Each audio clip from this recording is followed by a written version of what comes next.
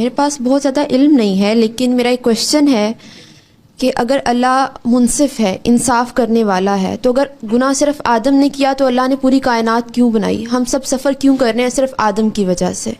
اور دنیا میں حالات سب کے لیے ایک جیسے نہیں ہیں، لیکن آخرت میں حساب سب کا برابری کی بنیاد پر ہوگا، تو یہ کیسا انصاف ہے؟ دونوں باتیں میری بہن صحیح نہیں ہیں۔ اللہ تعالیٰ نے آدم کے گناہ کی وجہ سے دنیا نہیں بنائی، یہ کہاں لکھا ہوا؟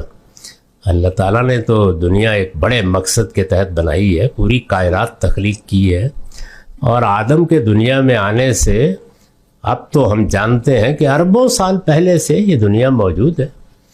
یہ بتایا ہے کہ میں نے 3 مخلوقات پیدا کی ہیں، فرشتے پیدا کیے ہیں، جنات پیدا کیے ہیں اور انسان پیدا کیے ہیں۔ تینوں ارادہ اور اختیار رکھنے والی مخلوقات ہیں، تینوں کے حالات الگ الگ ہیں۔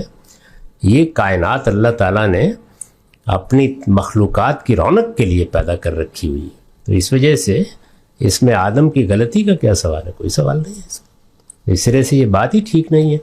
کہیں قرآن میں آپ نے یہ پڑھا ہے یا کہاں سیکھا ہے یہ کہ آدم کی غلطی کی وجہ سے ہم دنیا میں آ گئے؟ خود آدم تو غلطی کرنے سے پہلے ہی دنیا میں آئے ہوئے تھے، اس لیے یہ بات ٹھیک نہیں ہے۔ دوسری جو بات آپ نے فرمائی ہے وہ بھی بہت ادب کے ساتھ صحیح نہیں ہے۔